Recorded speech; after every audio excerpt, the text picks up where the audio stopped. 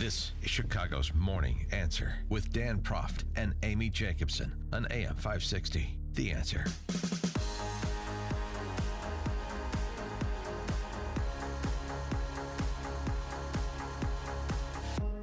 Good morning, Dan and Amy. President Trump discussing the relationship with Kim Jonghoon, the progress that was made at the summit, that they have a framework for denuclearization.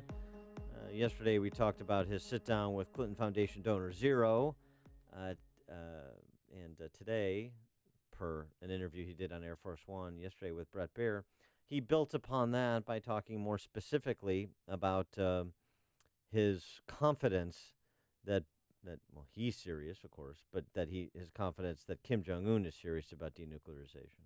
This should have been done 10 years, 15, 20 years ago. This shouldn't be done now where they have an arsenal of nuclear weapons. This should have never allowed to get to this point. With that being said, Chairman Kim wants to resolve the problem because he knew that we weren't playing around. I wasn't playing around. He's not playing around. We have a very, I really say for a fairly short-term relationship because it was unbelievably hostile, the rhetoric. Rhetorically, it was unbelievably hostile. And I think we have a very good relationship. We understand each other. Is his confidence misplaced? Or does he have a third eye insight into one Kim Jong-un? For more on this, we're pleased to be joined by Michael Rubin, resident scholar for the American Enterprise Institute, author of a number of books, including Dancing with the Devil and Kurdistan Rising, former Pentagon official. Michael, thanks for joining us again. Appreciate it. Hey, thanks for having me, Dan. Thanks for having me, Amy. Our pleasure. And so what do you take what's your take, I should say, in response to Trump's confidence in Kim Jong-un? Call me dubious. And the reason I'm dubious is if we look back over the history of negotiations with North Korea, we have a pattern where it becomes very easy to come to declarative statements that we want denuclearization.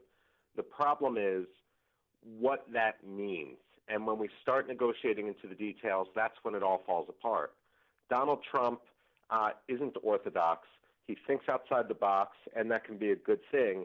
But in effect, what he's done with the summit is do things in reverse, where he gives the big high-profile meeting first, and then figures, well, we can just deal with all the details later. In the past, when we've tried to get to all the details, again, things just haven't worked out the way we thought. Well, Pompeo, was in South Korea. Now he's in China this morning. But he, said yesterday verification is going to be required and that there has to be denuclearization before those sanctions are lifted. Do you trust in that process? Yeah, no, I'm a big fan of Mike Pompeo. And the thing which Donald Trump is doing differently is that he's not giving a bunch of incentives up front, at least financial incentives up front. And that's a very positive thing because oftentimes North Korea, and this is a common issue with rogue regimes in general, are much more interested in the process because they can get a lot of money during the process rather than coming to the ultimate conclusion to make that decision for peace. So as far as that goes, that's important. But also remember, this isn't the first time that North Korea has supposedly promised denuclearization. Under the George H.W. Bush administration, Brent Scowcroft negotiated a denuclearization deal on the Korean Peninsula. Kim's grandfather signed off on that, and it ended up going nowhere. Right. I mean, we've been on this merry-go-round before, there's no question, or been on this merry-go-round for the past 35 years. The two areas where Trump has received some criticism from the left and the right, get your take on. One is some of his arguably overly complimentary rhetoric in the direction of Kim Jong-un, who's a dictator and a thug. And number two, announcing the suspension of war games, whether it did or did not catch the Pentagon off guard, the substance of suspending those war games, offering a concession where all they have from Kim Jong-un is a statement of principle. What do you say to those criticisms? I join in both of those criticisms. One of the more interesting things about the summit was the slick 4-minute Hollywood-produced video, which Donald Trump presented to Kim, which basically gave a vision of what North Korea would be like if North Korea makes the decision to join the rest of the world. And it basically showed North Korea transforming from what it is now into sort of like a Miami Beach. And in fact, I think they used the skyline of Miami Beach in the video. Now, the point of this is there's a reason why Miami Beach developed the way it did, whereas Cuba and Nicaragua didn't. Yeah. And it's because of freedom, it's because of liberty. We've tried, and this is what I don't think Trump mentioned, is we've tried to sort of build up the tourist industry in the past. When I say we, I mean South Korea. In 1998, I believe it was, they created a tourist zone, and 1 million South Koreans flocked to this tourist zone at a mountain about 30 miles north of the DMZ, and that all came screeching to a halt when a South Korean woman strayed off a walking path and was shot dead by a North Korean soldier. The point of this is if you're not going to address basic issues of human rights and freedom, you're not going to be able to develop North Korea the way Donald Trump outlined in his vision. Why hasn't President Trump been, stronger about denouncing, the oppression of the people under the Kim Jonghoon regime? Well, I think for Donald Trump, it's just philosophical in this case that he sees it as an impediment to other issues, and he sees it as an infringement on the sovereignty of North Korea. He wants to reinforce this notion that we are not going to infringe on the sovereignty of North Korea. I mean, there's a logic there. It happens to be a logic with which I disagree. Yeah, and I mean, part of it is even if you can see the logic of it, because he has obviously spoken in no uncertain terms about North Korea previously, thinking about Otto Warmberg's murder and a release, and then, of course, his death shortly thereafter. And so Rocket Man, he's ridiculed Kim Jong-un and the regime. So it's not like it's all been namby-pamby rhetoric from Trump, but during this phase of the relationship, it just seems to me, even if you want to tamp down some of the heated rhetoric for the purposes of advancing the larger goal of denuclearization, okay, fine. But he's just taking it a little too far for my taste when he talks about Kim Jong-un being a tough guy, only 1 in 10,000 people could do what Kim Jong-un's done in North Korea. I don't know. There's a lot of people who would be thugs and would be thugs if they were given totalitarian power from their father. It doesn't seem like a big accomplishment to me. I just think it's been a little bit too much, even if you concede the point that you should round off the edges with some of the rhetoric. No, I absolutely agree. And while it's cheap to bring up World War II, Nazi rhetoric, and so forth, human rights organizations regularly say that the concentration camps which exist in North Korea are actually worse than what existed in Germany during World War II. They exist for different purposes, but the end results are the same. And it's just a level of repression that I don't think many Americans can even envision. And when you look at the North Korean philosophy with regard to this, if you are deemed politically disloyal, and that could be a result of, for example, not crying sufficiently when the late leader is mentioned, not only are you condemned, but 3 generations of your family are condemned. It's hard to imagine a regime that upholds those values somehow joining and interacting with the rest of the world. Do you think the people of North Korea even know what's going on? I mean, do they have access to the information that President Trump has met with Kim Jong-un? Well, for a while it was actually interesting because while there was vague mention that there was going to be a meeting, it was only a day before the meeting occurred that the North Korean media mentioned that, yes, there would be a meeting, it would be in Singapore, and so forth. But, in North Korea, there's really 2 North Koreas. There's Pyongyang, which is the capital, which only the elite and screened loyalists can live in. And then there's the rest of the countryside. And I don't think that the rest of the countryside is really aware of what's going on here. But that's another issue. If North Korea is serious about peace, after generations of propaganda demonizing the United States, they've got to start preparing their public. And that's actually the sign that I'd be looking for. And the fact that I don't see it, Amy, is what worries me deeply.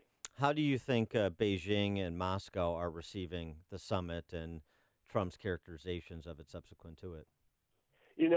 Beijing looks, let me put it this way. North Korea is to Beijing what Hezbollah is to Iran. And therefore, Beijing feels that no matter what happens, they're going to be in the driver's seat. They're going to be able to benefit. from Beijing's standpoint, a legitimization of North Korea would probably be a good thing. At the same time, what communist China is most obsessed with is Japan. And when we talk about South Korea embracing this sort of process and so forth, the only regional country which has been urging caution is Japan. So really the U.S. ally Japan is the outlier here. With regard to Russia, I'm going to put that on hold because while Russia does share a tiny border with North Korea, China is really the elephant in the room here. And what about Syria? I mean, President Assad met with Kim Jonghoon 2 weeks ago.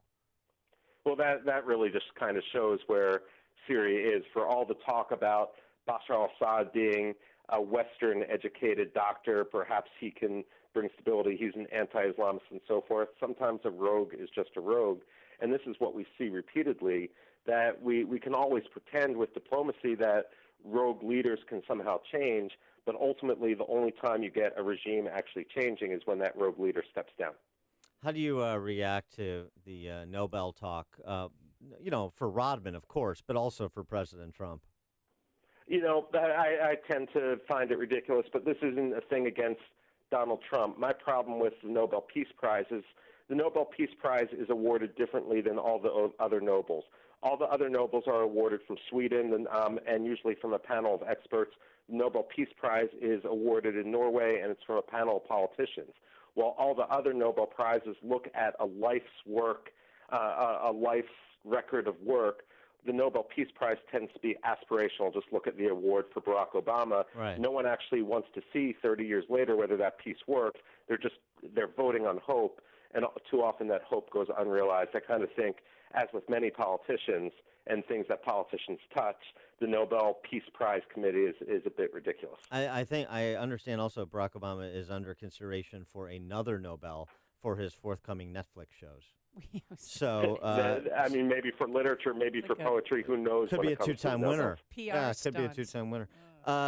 Speaking of the Obama administration, Ben Rhodes' new book, it's interesting, kind of outing some of the behind the scenes of Obama foreign policy decision-making, most notably recently this week, the red line. And how that red line and defending the red line or not defending the red line in Syria that Obama rhetorically drew, how that went down. And it was interesting because Rhodes essentially characterized the President Obama, as looking for a way to not defend the red line. And so the way that he found was to go seek congressional authorization to do so, knowing he wouldn't get it, so he didn't have to do anything about the marker that he put down. It's kind of interesting because there's a pattern here. When it came, for example, to withdrawing the U.S. forces from Iraq, the big issue that you may remember was we wanted the Iraqi parliament to grant our troops immunity when Iraqi Prime Minister Maliki refused to send this to the parliament. We walked away. Now, what's oftentimes not told in that story is before we raised our demand that immunity be voted upon by the Iraqi parliament, as an executive authority, Prime Minister Nouri al-Maliki had agreed to allow U.S. troops to stay, and then we came back and added this extra condition. Maliki had complained to me shortly after the time in a meeting I had with him that the United States won't take yes for an answer. And so we see this continued pattern where we keep doing things that we know are going to end in rejection and then use that as an excuse, A, to not do them, and B, to have an excuse to sort of divert responsibility for that decision away from us as a person, in this case Obama. And to me, that's basically an affront to leadership on two different levels. Number one, you're doing the wrong thing. Number two, you don't want to bear personal responsibility for it. And the other example is, which has been, I guess, unsurprisingly underreported in D.C., is the Iranian deal and the Obama administration lying to Congress about what they were doing with respect to releasing funds to the Iranian regime and trying to get U.S. banks to violate the law, in terms of converting currency for the Iranians. The U.S. banks wouldn't do it, but that doesn't obviate the effort by the Obama administration to cover their lie to Congress with with trying to get U.S. banks to violate the law. No, you're absolutely right, Dan. And as you know, I testified in Congress in the House Oversight Committee on this last week. The fact of the matter is, the deeper we go into this, the more just legally and constitutionally disgusting it becomes. When people walked away, when Donald Trump walked away from the Joint Comprehensive Plan of Action, people made it seem like this huge thing, this turning our back on the law, turning our back on the international system. But it was Julia Freifeld, Secretary of State John Kerry under Obama's Assistant Secretary for Legislative Affairs, who actually sent a note to then Congressman Mike Pompeo saying, hey, look, not only is this agreement unsigned, but it's not a treaty, it's not an executive agreement, it's just a political agreement, and part of that political, so it's weak. Part of that political agreement, however, was that when it passed Congress, that all these side deals would be given to Congress as a condition of congressional approval. And what we found out is, frankly, the Obama administration lied. And frankly, it's getting more serious because the Obama administration lied during hearings to Congress.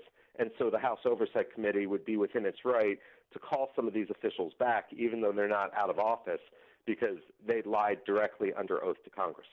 He is Michael Rubin, resident scholar for the American Enterprise Institute, the author of a number of books, including Dancing with the Devil and Kurdistan Rising. Michael, thanks for joining us. Always appreciate your insights. Hey, thanks for having me, Dan and Amy. And he joined us on our turnkey.pro answer line. The stories you need to know to start your day. This is Chicago's Morning Answer on AM 560, The Answer.